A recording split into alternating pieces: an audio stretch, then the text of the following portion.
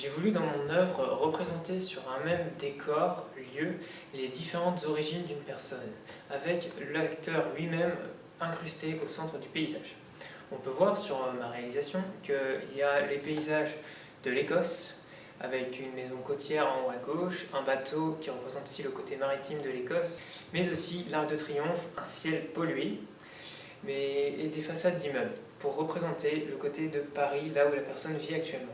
Les couleurs sont très contrastées afin de donner un aspect irréel, puisque cette représentation n'est pas là pour représenter un côté réel, elle est là pour montrer le côté fictif des origines dans lesquelles une personne est ancrée, puisqu'on peut très bien voir que le personnage est lui-même imprégné par la mousse, par les rochers, il est vraiment dans le paysage, et donc c'est ses origines, et il fait partie d'où il est actuellement, mais aussi les origines qu'elle a récupérées de son sang par ses ancêtres.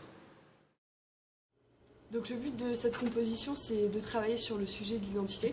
Donc en effet, l'identité, c'est ce qui permet à chacun de se situer dans le temps, dans l'espace. Ce sont ces identités qui déterminent chaque personne et qui permettent de les différencier des autres.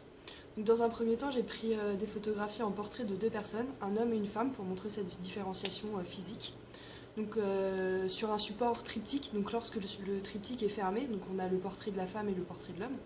Une fois que l'on va ouvrir ce triptyque, au centre, on va avoir les deux faces de l'homme et de la femme qui sont réunies. Et donc je me suis inspirée d'Aziz et Kutcher, et donc je leur ai retiré les yeux ainsi que la bouche pour créer une première phase de cette perte d'identité physique.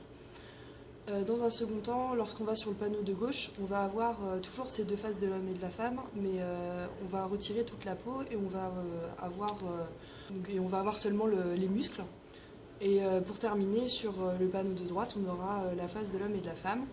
Et cette fois-ci, ce sera uniquement le squelette. Donc vraiment pour montrer étape par étape la perte physique de l'identité de ces deux personnes.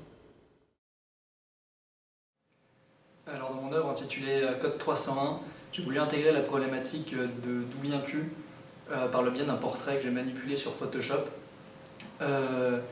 Alors en premier lieu, j'ai voulu faire en sorte que le modèle soit le plus naturel possible, qu'il soit dans son environnement à lui, avec des habits familiers, confortables, que ça fasse un peu un aspect documentaire, sans trucage ni pose, juste le modèle face à la caméra.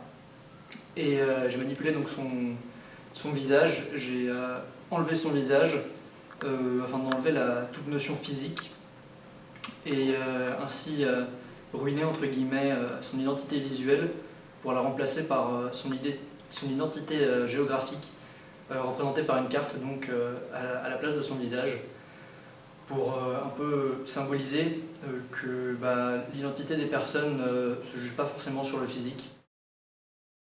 Donc moi j'ai décidé de réaliser mon œuvre sous forme audiovisuelle et de prendre le sujet d'où viens-tu comme une question qui me serait directement posée. Et du coup j'ai décidé d'énumérer en fait quelques éléments de ma vie qui m'ont construit et qui ont fait que je suis ce que je suis aujourd'hui. Et du coup j'ai décidé de les présenter sous forme chiffrée.